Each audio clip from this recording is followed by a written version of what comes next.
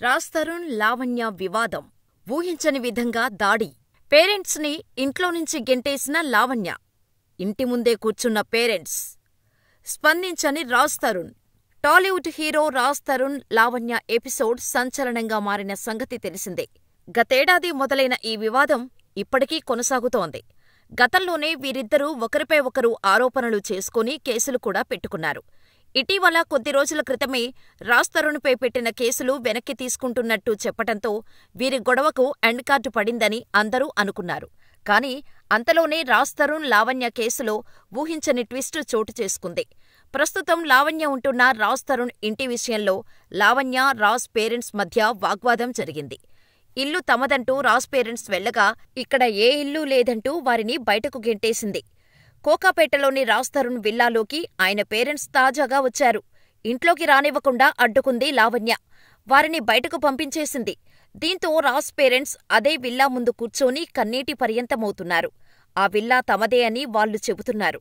రాజ్ తరుణ్ కష్టపడి సినిమాలు చేసిన డబ్బులతో ఈ ఇల్లు కొన్నాడు. ఇందులో లావణ్యకు ఎలాంటి హక్కులూ లేవు అంటూ వాళ్లు చెబుతున్నారు. ఆ ఇల్లుకు తాను ₹1,00,00,000 ఇచ్చానంటూ లావణ్య తండ్రి చేసిన వ్యాఖ్యలను రాజ్ పేరెంట్స్ కొట్టిపడేశారు. ఈ విల్లా రాజ్ తరుణ్ సొంత డబ్బులతో కొన్నాడు. లావణ్య తండ్రి ₹1 కూడా ఇవ్వలేదు. అతని దగ్గరే డబ్బులు లేవు. అతనెలా ఇస్తాడు? మేం కూడా డబ్బులు ఇవ్వలేదు. రాజ్, లావణ్య 3 ఏళ్లపాటు రిలేషన్లో ఉన్నారు. కానీ ఆ తర్వాత విడిపోయారు. వారికి పెళ్లి జరగలేదు. ఆ గొడవలు అయినప్పుడే మాకు ఆరోగ్య సమస్యలు వచ్చి ట్రీట్మెంట్ కోసం బయటకు వెళ్లాం. ఇప్పుడు ఇంటికి వస్తే ఇలా మమ్మల్ని లావణ్య గెంటేసి ఇంట్లో కూర్చుంది. మేమిక్కడికి వస్తున్నట్టు రాజ్ తరుణ్కు తెలియదు. ఈ ఇల్లు మాదే. లావణ్యను ఖాళీ చేయించండి. దయచేసి మాకు న్యాయం చేయండి అంటూ చెప్పుకొస్తున్నారు రాజ్ పేరెంట్స్. ఇక ఇదే విల్లాలో కొన్ని రోజులుగా అసాంఘిక కార్యకలాపాలు జరుగుతున్నాయంటూ పావని విల్లాస్ అసోసియేషన్ రాజ్ తరుణ్కు లేఖ రాసింది.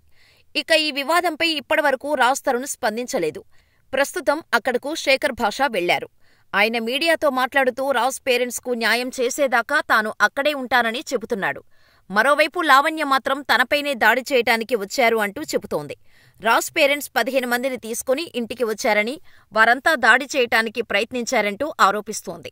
ఇదిలా ఉంటే గతంలో రాజ్ తరుణ్పై చీటింగ్ కేసు పెట్టిన లావణ్య ఓ ఛానల్కి ఇంటర్వ్యూలో రాజ్కు క్షమాపణలు చెబుతూ కన్నీళ్లు పెట్టుకుంది. నేను, రాజ్ 15 ఏళ్లపాటు ఎలాంటి గొడవలు లేకుండా చాలా హ్యాపీగా ఉన్నాం. కానీ ఎప్పుడైతే మా జీవితంలోకి మస్తాన్ సాయి వచ్చాడో అప్పటినుంచి ఇబ్బందులు మొదలయ్యాయి. ఒక పార్టీలో నా ప్రైవేటు వీడియోను రికార్డ్ చేసి నన్ను మస్తాన్ బ్లాక్మెయిల్ చేశాడు. తర్వాత ఆ వీడియోని రాజ్ తరుణ్కు పంపి మా మధ్య గొడవలు వచ్చేలా చేశాడు. ఆ వీడియోని ఎలాగైనా డిలీట్ చేయాలని మస్తాన్ సాయిని ఎంతో ప్రాధేయపడ్డా. కానీ నాలాగే ఎంతోమంది అమ్మాయిల వీడియోలను మస్తాన్ సాయి రికార్డు చేశాడని తెలుసుకున్నా. అందుకే మస్తాన్ సాయి చేసే పనులు అందరికీ తెలియాలని పోలీసులకు ఫిర్యాదు చేశా. నాపైన ఇప్పటికీ 3 సార్లు మస్తాన్ సాయి హత్యాయత్నం చేశాడు. మస్తాన్తో ఇబ్బందుల గురించి రాజ్ తరుణ్కి మొదటి నుంచి చెబుతూనే ఉన్నాను. రాజ్ తరుణ్ను దూరం చేసుకోవడానికి ఇదంతా చేయలేదు. చెప్పుడు మాటలు విని మస్తాన్ సాయిని అప్పటికి దూరం పెట్టలేక సతమతమై నలిగిపోయాను. 2 ఏళ్ల తర్వాత ఇప్పుడు మస్తాన్ సాయి గురించి బయట పెట్టగలిగాను. I'm very sorry Raj Tarun. ఇక్కడే ఉంటే నీ కాళ్లు పట్టుకుని క్షమాపణలు చెప్పాలని ఉంది. వాళ్ళ తల్లిదండ్రులకు కూడా సారీ చెబుతున్నాను. నా వల్ల పడకూడని మాటలు పడ్డారు అని గతంలో మీడియా ముఖంగా రాజ్ తరుణ్కు బేషరతుగా క్షమాపణలు చెప్పింది లావణ్య. రాజ్ తరుణ్పై పెట్టిన కేసుల్ని వెనక్కి తీసుకుంటానని కూడా ప్రకటించింది. ఇలా ఎండ్ కార్డు పడింది అనుకున్న రాజ్ తరుణ్, లావణ్య ఇష్యూ ఇల్లు విషయంలో మరోసారి తెరపైకి వచ్చింది.